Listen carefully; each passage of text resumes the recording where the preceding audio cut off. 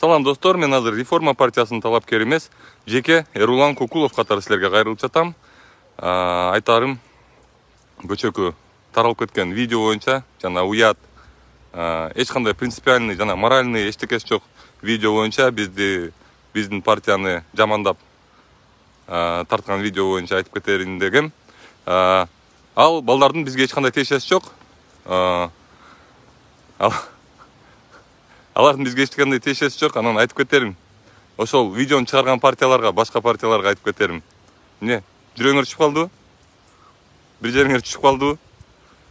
Ушундай видеолор чыгарып жүрсүңөр. Коркуп кеттиңерби? Ошондой болот. Биз жаштар келатабыз. Биз силерден коркпойбуз. Силердин бизге эчтеке таба албай, ошондой эле видео чыгара аласыңар силерчи. Бизге эч кандай тиешеси жок видеолор чыгарып кое аласыңар силер. Анткени силер бизден коркосуңар. Биз ушундайбыз. Биз жашпыз, биз силерден коркпойбуз. И биз надо будет силердин артыңардан кууп жүрүп, баары деле түшүрөбүз силерди, буюрса. Анан айтып кетерим. Эми элиме кайрыларым. Элим, кыргызым. Мына могу видеодо, азыркы болуп аткан видеодо, бул видеону мен атайын жасаткам. Меникилер тартып атат бул видеону. Ушул видеодо 2018-жылы өтүп кеткен, мөөнөтү өтүп кеткен шоколадты упаковкасынан чыгарып, кайра башка коробкага салып, 2020-жылкы кылып туруп чыгарып, силердин бала чакаңарга сатып атат. Муну мен далилдей баштаганда, мен санэпидемнадзорго барып заявление жазайын дегенде, санэпидемнадзор заявлениени албай койгон. Эмне себептен? Анткени булар баары бири-бирине чармалашып, байланып, ушу бизди отравление кылып, ушул бизге ар нерсени сатып, булар көнүп калган. Анан ушинтип сатып туруп анан кийин могу немелерге, баннерлерге илип, ошол акчаны. Анан кайра депутат болуп келишет. Мен 2019-жылы Стамбулга барганда, частный клиникага барганда, мен ошол частный клиниканын директору чакырып алган өзүнө. Чакырып алып сурады. Эрулан, сен ушу журналист экенсиң. Кыргызстанда өлкөсүндө канча адам жашайт деди. 6 миллиондой адам жашайт дедим мен. Ошондо ал айтты. Эрулан деди, силерде бир нерсе туура эмес деди. Эмне себептен десем, бизде дейт, Стамбулда дейт, 12 миллион адам официально жашайт дейт. Неофициально бир 16 миллионго жетет дейт. Может, цифрадан кичине ошибка кылып аткандырмын, может башкачарактыр, бирок бизге караганда 2 эсе, 3 эсе көп экен алар баарычы.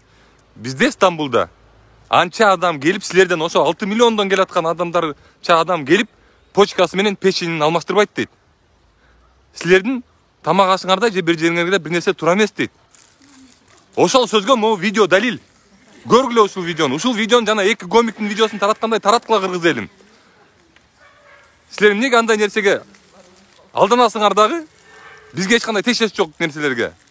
Анан кийин өзүңөрдүн балаңарга келгенде, өзүңөрдүн ден соолугуңарга келгенде мындай видеолор тарата албай каласыңар. Силер да күнөөлүүсүңөр. Силерде да күнөө бар. Анткени себеби силер ошолорду кайра шайлап атасыңар. Акчасын алып, жана айтып, малдай кылып силерди салып алып туруп, автобуска алып барып, тетекке алып барып жүргөндө силер шайлап атасыңар ошол адамды. Силер жок дей албайсыңар. Силер өзүңөрдүн укуңарды коргой албайсыңар. Эгер өзүңөрдүн укуңарды коргой албасаңар, мына менде болгон балдарга голос бергиле. Мен Реформа партиясында номер 5-темин. Мына менде болгон балдарга бергиле. Мен силердин укуңарды коргоп берем. Мен коркпойм алардан. Жана менин командамда алардан коркпогондор ошончо. Ойлонгула жана ойгонгула. Добушуңарды сатып келип туруп, анан кайра 5 жыл ыйлап туруп, анан барып за границага барып почкаңарды алмаштырып, печениңерди алмаштырып, өлүп калбайын деп. Мындай точкадан Бишкекте эле 5. Мен билем алар каякта экенин. Бирок мыйзам тилекке каршы мен жакта эмес, мен тарапта эмес.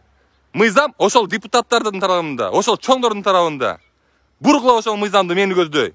Мен силерге далилдеп берем. Мен силерге таап берем ошолорду. Болбогон бирөөлөрдү шайлайсыңар да, мен силерди тааныбайм, мен силерге ишенбейм дейсиңер.